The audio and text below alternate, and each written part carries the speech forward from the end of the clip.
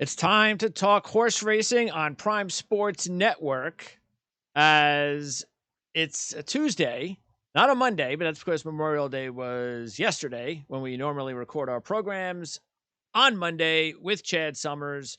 How's it going, Chad? It's hot today, Greg. It's summer. Not that much of a spring. It looks like it went from winter to summer very quickly, but we'll see how the week Is progresses. it officially the summer yet? No, Yeah, I don't. no. Summer. I think always started like June 20th. It was always after school was over. I remember that. Oh, didn't they say that there was a hurricane last week or a few days ago? I don't know. Maybe there still is, but and then they said it's not hurricane season. Shouldn't like if a hurricane pops up before hurricane season, shouldn't they adjust hurricane season then? Say, oh, now that there's a hurricane on May 30th, we're going to move it up to May 30th. That's the preseason. Okay, so it's preseason hurricane season. I like that. That could be postseason. That could be a playoff game there. One last. That was the Pro Bowl of hurricanes. So just let everyone know when the hurricane's coming in. Don't worry about it. It's the preseason. Yeah. It'll be okay. Yeah. The hurricanes, they're not really ready yet. They're not ready for full destruction. Okay. Well, that might work. All right, anyway, let's talk horse racing. I want to start off because John tells me these things. I'm completely out of the loop.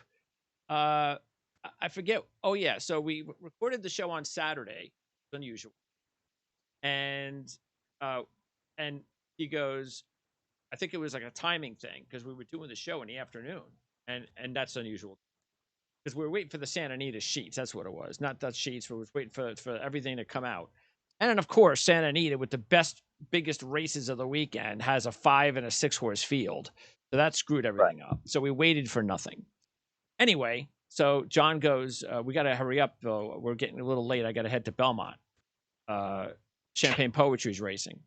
I'm like, dude, you didn't even tell me. I mean, this is when you got to tell me that your horse is racing. I mean, we only have a horse racing show every week.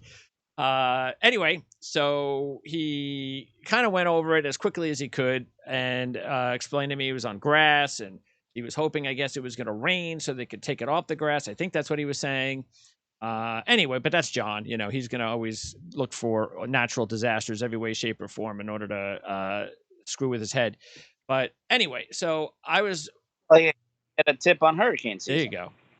So anyway, so I was asking him, but I figured I also said, look, I'll wait till I talk to Chad to ask Chad because he's the one that's making the decision. So what went in your decision to race Champagne Poetry on grass in a big stakes race like that, or a big race for Champagne Poetry? Unfortunately, here in New York, for whatever reason, we've had trouble getting races to fill. So we're trying to run an allowance race, and they've used one allowance race, whether it be short, long, dirt, turf. They've used one allowance race for 3-year-old fillies the entire year, right? We're now in June. They've only used one. So we entered in the allowance race, and there was 4 horses, and they could not attract a 5th or 6th horse. So there was really just kind of stuck in no man's land, and took a shot. They called for rain, and it rained a little bit, then it stopped. It rained a little bit, then it stopped, and then we're just kind of stuck there where it's like, all right, I guess we just got to run. And she broke through the gate before the race started, and it was just kind of a mess from there. She had the lead for the first 5/8 of a mile, and just kind of backed up out of it. And Louis took care of her, Louis Saez, and we'll live to fight another day. Unfortunately, just at some point, this allowance races need to go, but they haven't gone here in New York, and it's really unfortunate, to be honest with you. So it's actually getting almost as bad as Santa Anita. Probably worse. Really? Wow. Probably worse. And why is that though? We can understand California and all the other restrictions, but why New York? I mean, I think it's just it's lack of. Well, for one, it starts with our maiden races don't go enough, and when our maiden races don't go, it doesn't give you allowance horses to choose from. So, for example, there was a maiden filly race on Friday that didn't go, and Saturday it didn't go. There's 6 horses in there, 7 horses. They're not using it. So there's races they use with small fields, and others they don't. And unfortunately, they have to use maidens with small fields because maiden winners then provide there to be allowance winners. And for some reason, that just hasn't happened. It suffered a lot over the old regime when there was previous management in charge. I'm hopeful that things are going to get better with new management here now over the last few months, but unfortunately, the race hasn't gone, and it's very disappointing. What do you mean by the race didn't go? Why is that? What's that about? Lack of interest. Oh, okay. Yeah, I mean it's the same thing. I mean our feature race of the day on Monday. I mean you talk about the small fields in Santa Anita. We had a race called the Commentator, which is for the top older New York bred colts and geldings, and it's a $200,000 race, and there was 3 horses that entered. So the race didn't go, and American Revolution, who was pointing for that as his comeback race since winning the Cigar Mile, is now shipping to Churchill and running at Churchill on Saturday, despite pointing for this race for the last several months. Okay. So, bottom line, though, is this only a New York Santa Anita thing, or is this an industry issue? No, it's an industry issue, and when HISA starts July 1st, I think things are going to get worse, not better. But we'll talk about that in a different show. Wow. Okay. Oh, by the way, when Champagne Poetry busted out of the gate and really went, it looked like he was really going for the lead. Was that the strategy? Yeah, yeah. I mean, it wasn't the strategy when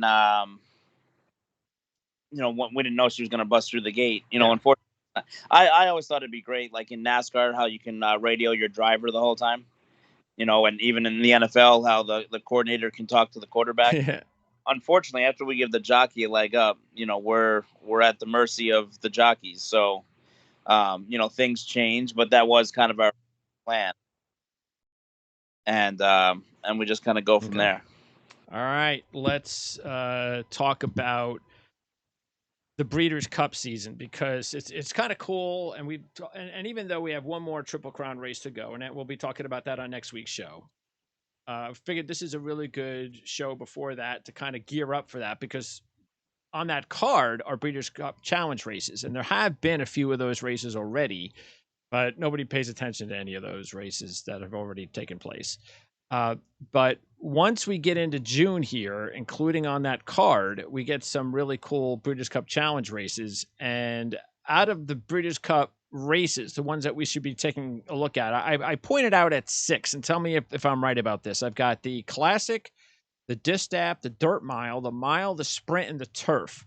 Would those be considered the top 6 Breeders' Cup races? I don't think the Dirt Mile would be, unfortunately. The Juvenile, obviously, always, because whoever wins the Juvenile then kind of becomes the early favorite for the Kentucky Derby. And the turf races have really become more popular now. And obviously, we've had a lot more international interest in races like the turf and the Philly and Mare Turf, and like you said, the Mile.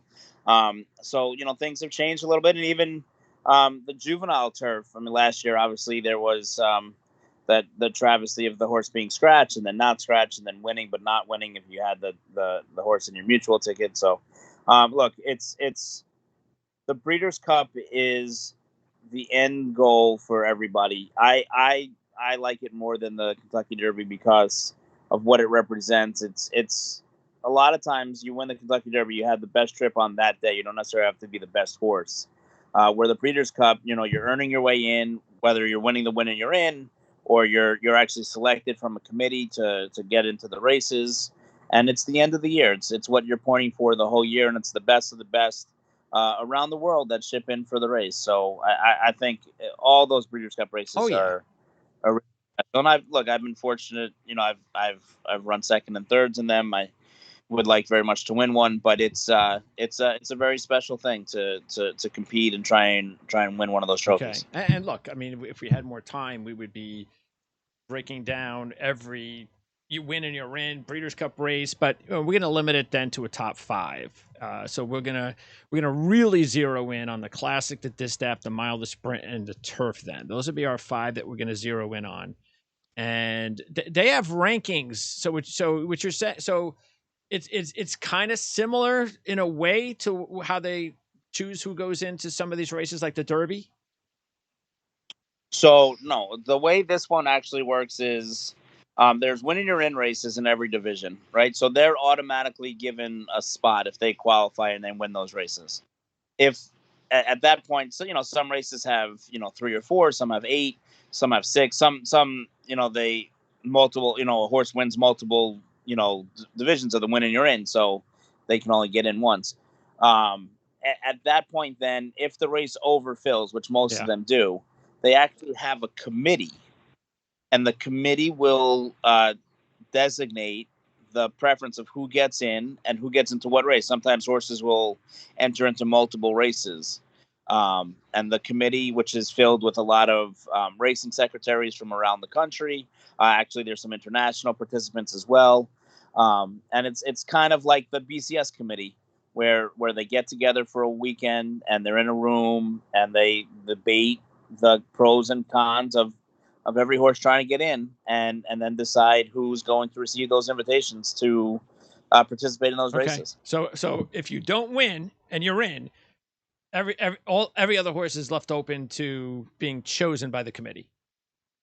Okay. Correct. All right. Correct. So let's. I'm going to take a look here at some of these races for the Classic, because the Classic's the biggest one. So you've got these are the ones that I noticed are some of the big ones, and they start from July. The Stephen Foster, the Haskell, we know, of course, the Whitney, the Pacific Classic, the Jockey Club Gold Cup, and the Awesome Again. So those are like the top 6 that I noticed. Out of those 6, you got the Haskell, the Whitney, and the Pacific Classic, the Jockey Club Gold Cups. I mean, those are just, those are known to me, and I'm not even like the main expert. So, if you had to rank them or say which one that you kind of, hey, you know what, I can only watch one of these or I can only watch 2 of these, which ones would you usually watch? The Haskell, would that be first? Well, I mean, the Haskell is restricted to 3-year-olds, so the Haskell is the air of familiarity to the horses we kind of followed on that Derby trail. Already you're hearing names like Cyberknife, pointing for the Haskell, and maybe early voting pointing for the Haskell, and Jack Christopher, and the list kind of goes on and on. Epicenter is maybe going to stay in Saratoga. Zandon's going to stay in Saratoga. Rich Strike, we don't know. So it's just kind of the continuation of the Derby, the Whitney, the history of the race, what it means. To win the Whitney, the horses that have won the Whitney in the past, I think the Whitney would probably be the number one race on that list. It's Saratoga, which everybody kind of always has circled on their calendar. It's right around the time that they have the horse sales and everything else, so it's a packed house. That I ran second in it once before. The Whitney, I think, would be the number one on that list. The Pacific Classic is in California. It's at Del Mar. It's great, but nobody's really shipping over there for the race. And unfortunately, with the horse population, we saw the Grade 1 yesterday at Santa Anita. It was a 5-horse field and it was won by an allowance horse. A great ride for Myra Red Ortiz and a nice horse for trainer Michael McCarthy. And there goes Harvard. But it was a really, really bad field.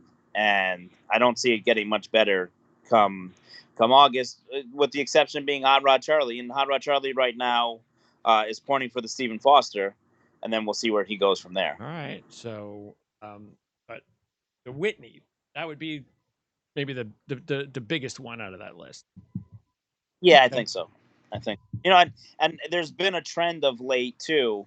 A lot of horses are going in fresh into the Breeders' Cup. So the Jockey Club Gold Cup and those kind of races where normally that 4-week span, 4-week window before the Breeders' Cup was the normal kind of here's your last prep race.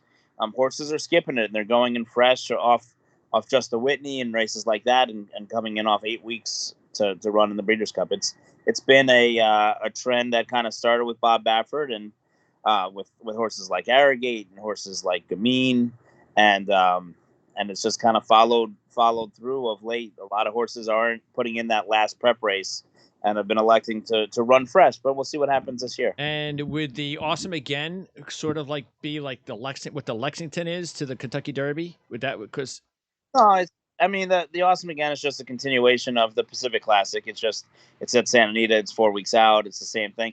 With the Breeders' Cup this year, especially being in Kentucky at Keeneland, you're definitely not going to have any horses shipping west to then ship back east for the Breeders' Cup. There were times in the past where you might get a horse or two in the Awesome Again because the Breeders' Cup is at Santa Anita or at Del Mar, where they want to just kind of get a race over the track or a race over the conditions and stay out there. Steve Asmussen's done that in the past and some other people. But, Kathy Ridville famously did it with Mucho Macho Man and went on to win the Breeders' Cup in Santa Anita. But with the Breeders' Cup being in Keeneland this year, I would not anticipate Santa Anita, unfortunately, being a hotbed of activity for the fall preps for the Breeders' Cup. So we could have someone win the Awesome Again and just decline to go to the Breeders' Cup. No, if they win, they're gonna go. I mean, it's a $150,000 entry fee. Believe me, I've won it and not paid, and I've lost and paid. And the $150,000 entry fee is a big deal. Okay. So that's definitely you want to keep in mind. Before I get into a few of these others, I have to ask you, because you talked about all the imports that come in here from Europe and so forth. So which would be considered, if anybody like me, we don't watch races overseas very often. So if we look at this Breeders' Cup Challenge Series, we see some of these races overseas, which one or two of them should we keep an eye on? Well, you want to see Ascot, which is coming up in 3 weeks. That's where Wesley Ward's going to unleash all his 2-year-olds. All the best horses from Europe will run in there. The 6-day meeting over there. And then, obviously, the Arc de Triomphe. But the problem with the Arc is it's 3 weeks before. It's in France, and a lot of times horses struggle to make that turnaround. What was that place you just said? The Arc de Triomphe. When is that? Longchamp in France. Okay, yeah, I'm looking here. What date is it? It's in October. All right, let me see. October. Yeah. Okay, there we go. So it's the France. Is that Galop? How do you pronounce that? France Galop? Gallop. Oh, here I am trying to be European with my vocabulary. It's just Gallop. All right, and okay, so there's 5 of those races on October 2nd. Okay. Yeah. Write that down. All right, so taking a look at some of these others, you got the Distaff, which is usual. What's the big deal about the Distaff? What makes that a big race? And what do you got? The Ogden Phipps actually coming up on the undercard of the Belmont Stakes. Yeah, that's Latruska and Malathot maybe squaring off. It's setting up to probably be the best race on the card on Belmont Day. Where are you walking to, by the way? Champagne Poetry. You want to say hi? Awesome. Hello, John's horse. Yeah, no, just working over here. But I would say that the Ogden Phipps is certainly a very memorable race, and it should be a really good card. Okay, so that's one of the first big ones for the Breeders' Cup that we're going to keep an eye on. And let's see, the Mile, Shoemaker Mile. That was on Monday. So did anybody come out of that looking good? No. No. Okay. So we don't care about that. 4-Star Dave, is that like one of the top, Challenge Series races for the mile? No. No. Okay. Which one would it be? The Coolmore Turf Mile? Maybe. Could be. Yeah. Especially with it being a Keeneland this year. Yeah. Okay. That was Dadwell Mile forever. So. And the Sprint, what would you got? The Bing Crosby, the Ballerina. Would those be the big ones for the Sprint? Ballerina for the fillies. And then, the Met Mile coming up on Belmont Day even though that's normally when you're in for the dirt mile, it could be for the Sprint with Flightline going over there. Oh, okay. And then the turf, you got the Del Mar Handicap. Would that be the big one? Probably I would say more like the Sword Dancer. Sword Dancer. Okay. Yeah. And then is that because of the West Coast deal? Yeah.